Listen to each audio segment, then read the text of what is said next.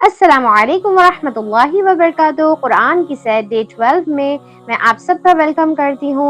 अल्हम्दुलिल्लाह हमारा सूरह हूद के आयत 5 हम लोगों ने मुकम्मल कर लिए थे। अब हम आगे आयत नंबर 6 से देखेंगे। सूरह हूद प्रॉफिट के नेम पर ही रखा गया है और हम जानते हैं कि हूद अलैहिस्सलाम कौन सी कौम की तरफ भेजे गए थे? कौम आद की तरफ। जुज के शुरू में आयत नंबर 6 से 24 तक अल्लाह ताला कुफार का एटीट्यूड का जिक्र करते हैं कि किस तरीके से वो कुरान का इनकार करते थे, आप सल्लल्लाहु अलैहि वसल्लम का इनकार करते थे और कहते थे कि ये सारे झूठ है, स्टोरीज है और कि आप सल्लल्लाहु अलैहि वसल्लम इस कुरान को खुद से बना कर लाए हैं। तो आयत नंबर 13 में अल्लाह ताला फिर से उनको चैलेंज करते हैं कि अगर तुम इस क्लेम में सच्चे हो तो फिर कुरान की जैसी 10 सूरतें बना कर लेकर आओ, पर अगर तुम ये नहीं कर सकते और कर भी नहीं सकते तो तुम्हारे को डबल अजाब देंगे अल्लाह ताला इनकार की वजह से। आयत नंबर 24 में अल्लाह ताला एग्जाम्पल देकर मोमिन और काफिर की मिसाल समझाते हैं कि एक शख्स है जो देख सकता है और सुन सकता है और दूसरा शख्स ना देख सकता है ना सुन सकता है। क्या ये दोनों बराबर हो सकते हैं? हरगिज नहीं, ये बराबर तो हरगिज नहीं हो सकते। तो अल्लाह ताला बता रहे कि मोमिन की मिसाल ऐसी है कि देखने और सुनने वाले की तरह, और काफिर की मिसाल अंधे और बहरे की तरह है कि वो ना देख सकता है ना सुन सकता है, वो डेफ एंड ब्लाइंड है, क्योंकि वो ना अल्लाह ताला की निशानियों को देख रहा है ना आप सल्लल्लाहु अलैहि वसल्लम जो कुरान पढ़कर सुना रहे उसको वो सुन रहा है।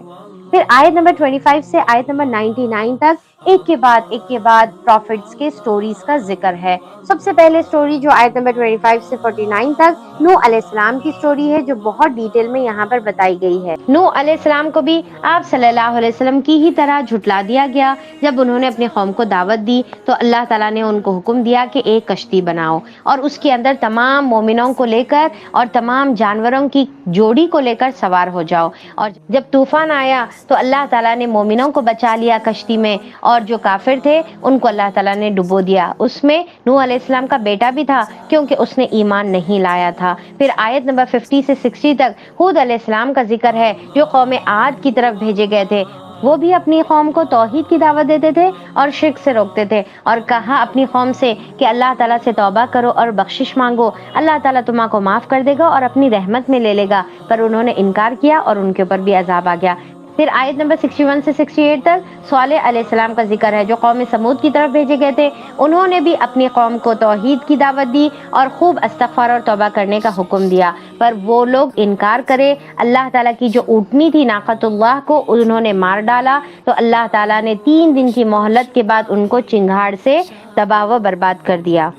फिर आयत नंबर 68 से 76 तक इब्राहिम अलैहिस्सलाम का जिक्र है और अल्लाह ताला बताते हैं कि किस तरीके से इब्राहिम अलैहिस्सलाम हलीम अव्वाहुम मुनीब थे, बहुत नरम दिल थे और बार बार अल्लाह ताला की तरफ रुजू करने वाले थे। उनकी तरफ फरिश्ते आए, इसहाक और याकूब अलैहिस्सलाम की बशारत दिए। और उसके बाद आयत नंबर 77 से 83 तक लूत अलैहिस्सलाम का और उनकी कौम का जिक्र है कि कैसा उनकी कौम ने भी इनकार किया तो अल्लाह ताला ने उनकी बस्ती को ऊपर नीचे कर दिया और ताबड़तोड़ उनके ऊपर पत्थर की बारिश होने लगी, क्योंकि वो लोग बहुत ही गंदा अमल करते थे। आदमी आदमी से शादी करता था, तो अल्लाह ताला ने सबसे बुरा सबसे बदतरीन अजाब कौम लूत पर नाजिल फरमाया। फिर आयत नंबर 84 से 95 तक अल्लाह ताला शोएब अलैहिस्सलाम का जिक्र करते हैं जो कौम मदियन की तरफ भेजे गए थे।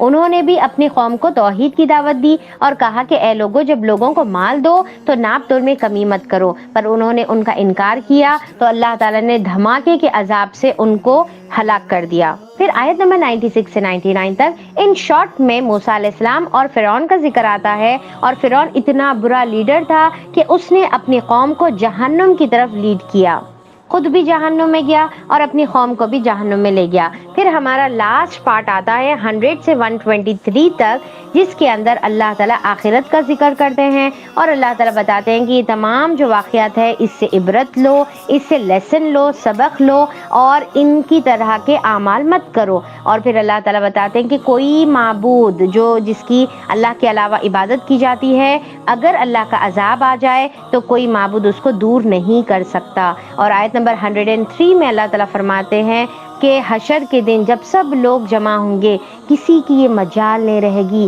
کہ اللہ تعالیٰ کے سامنے کوئی بات کر سکے، کوئی کچھ لفظ بول سکے، کوئی ایک ورڈ بول سکے. اور اس دن دو کیٹیگریز میں لوگ ڈیوائیڈ ہوں گے، ایک نیک لوگ رہیں گے اور دوسرے بدبخت لوگ رہیں گے. نیک لوگوں کا ٹھکانہ جنت رہے گا اور بدبخت لوگوں کا ٹھکانہ جہنم رہے گا. پھر آیت نمبر 114 میں اللہ تعالیٰ نماز کا حکم دیتے ہیں کہ نماز قائم کرو دن کے کناروں میں. بے شک ان الحسنات یذہبن السیئات، بے شک نیکیاں برائیوں کو دور کر دیتی ہے. تو جب ہم نماز پڑھتے ہیں تو وہ نماز کی وجہ سے ہمارے جو درمیان میں جو گناہ ہوئے، دو نماز کے درمیان، دو نماز کے بیچ میں جو گناہ ہوئے، اللہ تعالیٰ اس کو معاف کر دیتے ہیں. پھر اینڈ میں اللہ تعالیٰ آیت نمبر 120 سے 123 تک اللہ تعالیٰ فرماتے ہیں کہ نبی کریم صلی اللہ علیہ وسلم یہ تمام جو قصے ہم آپ کو سنا رہے نا، پہلے کے نبیوں کے قصے، یہ آپ کے دل کو مضبوط کرنے کے لیے، آپ کو تسلی دینے کے لیے سنا رہے، اور یہ مومنین کے لیے نصیحت ہے.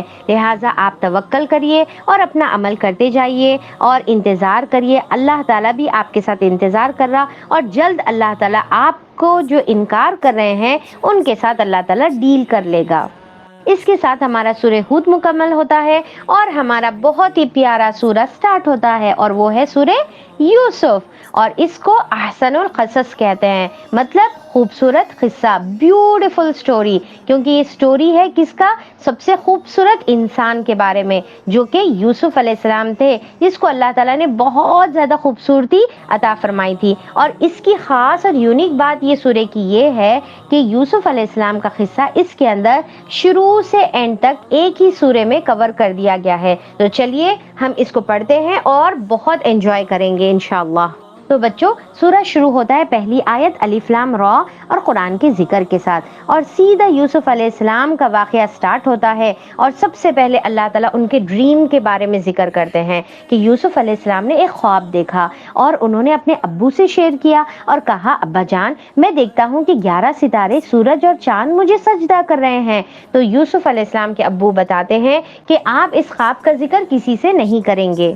تو یہاں سے شروع ہوتی ہے ہمارے پیارے چھوٹے سے یوسف علیہ السلام کی سٹوری، اور ان کو اپنی زندگی میں 4 ٹرائلز، 4 آزمائشی دور سے گزرنا پڑا.